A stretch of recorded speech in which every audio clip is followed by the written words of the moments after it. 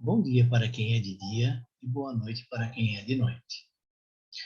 Hoje eu quero tratar de um assunto que tem trazido muita polêmica.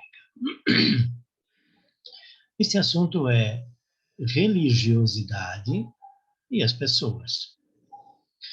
A impressão que eu tenho com relação às religiões é que elas foram criadas já há muito tempo atrás para incutir medo nas pessoas e, através do medo, dominar essas pessoas.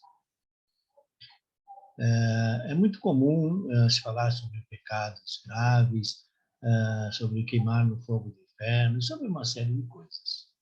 Bom, o meu conceito sempre foi amar a Deus e não temer a Deus. Na própria Bíblia é utilizado muito o termo temer a Deus. Tenham medo de Deus.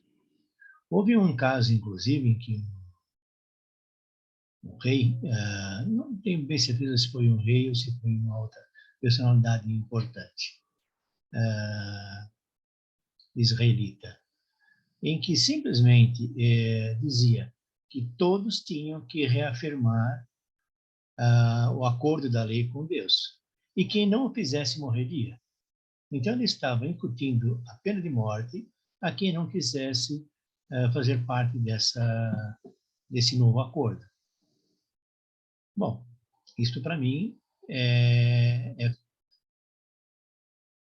fazer uma religião baseada no medo. Muitas pessoas podiam até dizer que iriam seguir, que iriam fazer o pacto novamente, mas isso só da boca para fora, da boca para dentro não. Eles fariam apenas por medo. Bom, essa é uma passagem bíblica, né?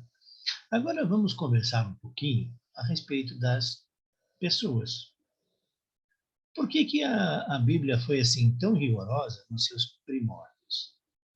Eu vejo que as pessoas naquela era, naquela oportunidade, eram de dura cerviz, eram duros no trato e assim por diante. Ainda não tinham um desenvolvimento intelectual e de amor muito grande. Portanto, talvez para eles, naquele momento, isto fosse necessário.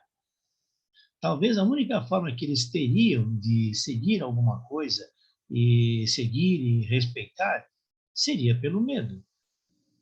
Isso não está descartado. Isso é uma boa possibilidade. Bom, os tempos evoluíram e as pessoas também evoluíram. E as pessoas estão começando a sentir que não é pelo medo que se deve amar a uma deidade, amar a Deus, quer seja ela o Deus dos cristãos, o Deus dos israelitas, ou Deus de qualquer outra civilização aqui na Terra. O amor é que vai fazer isso. Porém, ainda hoje, existem pessoas que, se não forem tomadas pelo medo, elas não vão fazer nada de bom. Eu dou um exemplo disto. Uma pessoa que bebe de forma descontrolada, um pai de família que bebe e bate na sua família, tanto na esposa como filhos e filhas, sem nenhuma dificuldade e sem nenhum constrangimento. Isso é comum nos nossos dias de hoje. Eu tenho ouvido muitos casos que, por exemplo, a pessoa, quando foi numa igreja evangélica, foi convertida, deixou de beber, deixou de bater na família. Esta é uma pessoa de cerviz dura, é uma pessoa que precisa ter o medo. Talvez a forma com que ele foi levado à igreja, lá ele tenha percebido o mal que estaria fazendo e o castigo que iria receber. Então se converteu. Muitos podem dizer, não, ele foi lá, se converteu puramente por amor a Deus e porque foi tocado naquele momento. É claro que isso é possível. É claro que isso ocorre. Mas também ocorre de forma inversa. A pessoa é levada lá, é cativada pelo pastor, ou por um padre quando vai na igreja, ou por um rabino em qualquer lugar, e então enxerga o que está errado. Eu acredito, olha só, acredito, não estou afirmando, que boa parte destes casos ele necessita de uma religião mais dura para ele. Então, qual é a conclusão que eu tiro disto? Hoje, a igreja, a religião, ainda é necessária para algumas pessoas.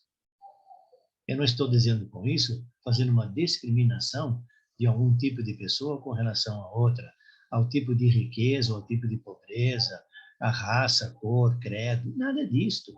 Qualquer pessoa, rica, pobre, gorda, magra, de qualquer religião, pode se exacerbar e agredir a família e outras pessoas. Isso não é característica apenas dos cristãos ou de qualquer outra religião. Isso pode ocorrer em qualquer um. Então, o que eu quero dizer é, ainda hoje, nós precisamos das religiões, das igrejas, para cuidar destes casos. E as pessoas que se consideram já um tanto evoluídas, que já podem até beber socialmente ou alguma coisa assim, ou fumar, mas não agridem a família, não agridem os amigos, não agridem outras pessoas. Talvez, então, essas pessoas já tenham uma condição de não quererem ser dominadas pelo medo, e sim pelo amor. Jesus também disse isso quando nós tivemos a morte, o sacrifício do Cordeiro. O que significa isso? Está escrito na Bíblia que após o sacrifício do Cordeiro, nós não dependemos mais da lei. E nós dependemos, sim, da fé em Cristo. É claro que com isso estou me referenciando apenas aos cristãos, apenas às igrejas católicas. Podem ser protestantes, podem ser evangélicos, católicos, apostólicos romanos ou qualquer um deles. Tá? Então está escrito que após o sacrifício do Cordeiro, nós não dependemos mais da lei, mas da fé em Cristo. O que eu posso tirar de conclusão disto? É que a lei mosaica não tem mais valor? Não. É que a lei mosaica teve valor até aquele momento. A lei do tenha medo de Deus pode ter se encerrado ali. E dali para frente, nós somos baseados no amor em Deus, no amor em Cristo, na fé em Cristo. E está escrito mais ainda na Bíblia. Quem se basear, quem se guiar pela lei, vai ser julgado pela lei. E quem se basear pela fé, vai ser julgado pela fé. Então, uma pessoa hoje que ainda tem dificuldade em seguir por livre e espontânea vontade e não fazer o mal a outras pessoas e não fazer coisas erradas, sem que tenha um crivo do medo, essas pessoas dependem das igrejas. E é dessa forma que as igrejas são úteis hoje, para arrebanhar essas pessoas. É claro que quando vão pessoas nessas igrejas e outras coisas, pessoas também boas, de boa índole, também são arrebanhadas. Pessoas, às vezes, simples, que têm uma pequena casinha ou coisa assim, e muitas vezes elas são seduzidas para que elas doem todos os seus bens para essas igrejas. Isso acontece ainda hoje. Eles doam a sua casa. E quando a família percebe o que aconteceu, que essa pessoa doou o pouco que tinha para a igreja, tenta reaver estes bens dessas igrejas, eles são impedidos por grandes advogados, que então impedem que aquilo que foi doado seja revertido novamente para a pessoa. As nossas leis hoje deveriam cuidar um pouco melhor disso, porque muitas vezes a pessoa, quando doa a sua propriedade, quando doa um automóvel, quando doa os seus bens, eu imagino que ela não está nas devidas condições de tomar decisões. Ela está envolvida por um momento. E esse momento, alguém consegue dizer a ela que para que ela se salve, ela teria que doar a casa dela para a igreja. quer seja para um templo, para uma igreja, para qualquer lugar. Isso acontece muito, eu já vi vários casos acontecendo como isto. Tive contato aqui em Santo Amaro com pessoa que fez isso. E tem muita dificuldade em reaver os seus bens. Bom, esse comentário fica exatamente neste ponto. Que as religiões, em alguns casos, ainda são boas. Porém, eu digo o seguinte, aqueles padres, pastores e rabinos que orientam o seu rebanho no que diz respeito à verdade e à palavra de Deus, eu os admiro muito, independente de qualquer coisa. Porém, aqueles padres, pastores, rabinos, etc., que iludem o seu rebanho em benefício próprio, tirando os bens deles, esses eu não gosto. Eu sei que há casos aí muito esdrúxulos. Pessoas que vendem uma vassoura por R$ 1.000 para varrer os demônios. Pessoas que vendem sabão em pedra para lavar a boca das crianças quando elas falam alguma coisa errada ou quando elas falam um palavrão. Será que quem faz isso lava a própria boca quando faz um palavrão? Ou varre a sua casa com aquela vassoura santa? Isto é o que eu chamo de indulgências.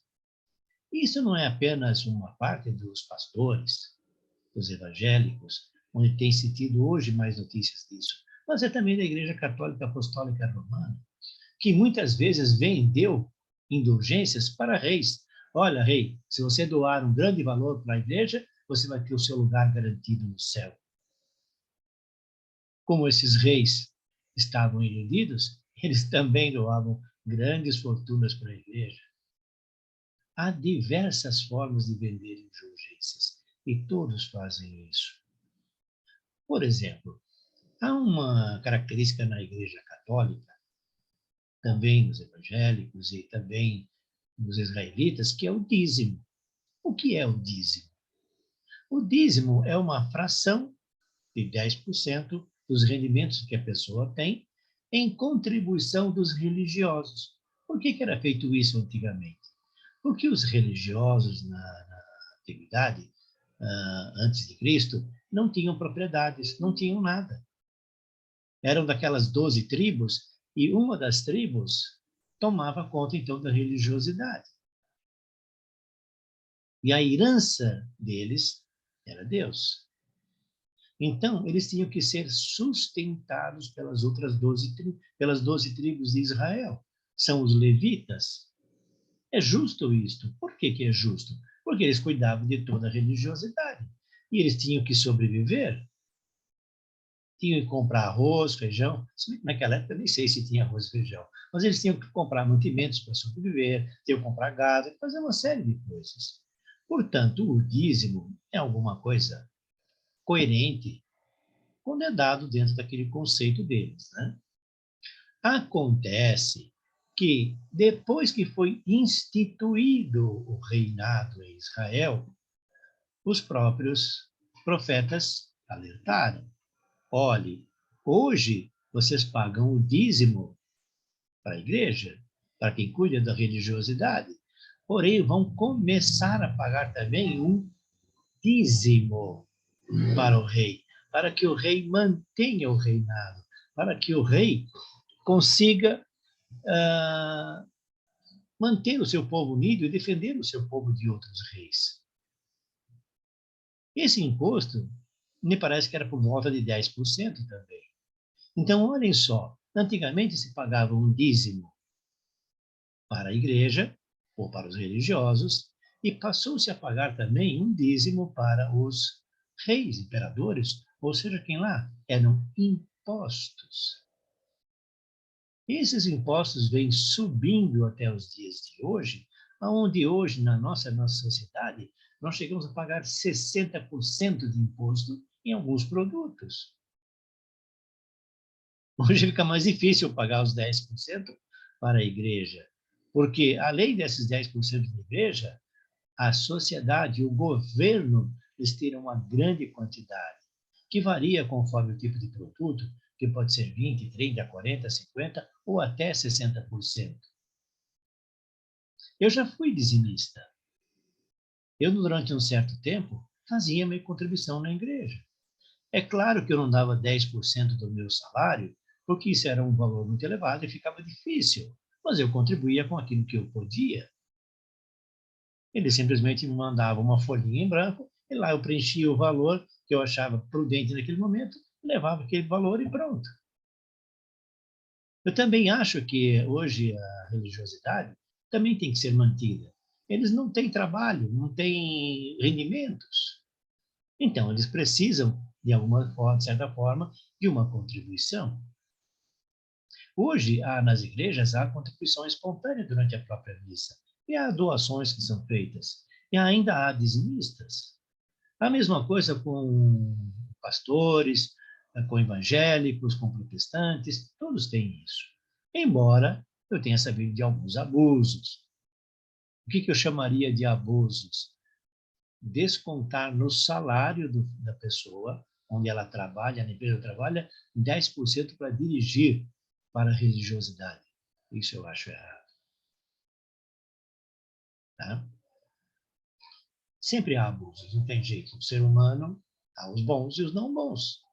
Há aqueles pastores, padres e rabinos que orientam o seu rebanho, que levam o conhecimento ao seu rebanho. E há aqueles que fazem tudo em benefício próprio. Isso sempre houve e, pelo que estou vendo, sempre vai haver. Só que agora cada vez menos. Por que cada vez menos? Porque as pessoas estão começando a perceber que isso não é muito correto. Aquelas pessoas que ainda são seduzidas pelo medo e de outras formas, acabam fazendo contribuições. Nós temos casos de pessoas bastante públicas que doam grandes fortunas para as igrejas. Tudo bem. Então, esse comentário de hoje foi para caracterizar isso. Hoje, ainda, a igreja ajuda a muitas pessoas, qualquer que seja a religião. Ela ajuda muitas pessoas. Aquelas pessoas que ainda não têm condições de se dirigirem sozinhas. Então, elas dependem do medo que é imposto a elas pelas religiões. Isso vai mudar com o tempo. A cada vez mais nós vamos evoluir e vamos precisar menos disso. Vamos cada vez mais nos preocupar com a fé em Cristo, com o amor em Cristo, com o amor ao nosso próximo, aos nossos familiares, amigos e às outras pessoas. Então, isso é o que eu quis comentar hoje, a respeito da religiosidade e etc. Bom, este programa é apresentado nas segundas-feiras, às 18 horas, na Crom TV. Eu peço clique lá no sininho, no gostei, e compartilhem, para que com isto a Crom TV possa evoluir e levar a mais pessoas todo o seu conteúdo. Deus os abençoe, namastê, e até a próxima palestra. Obrigado.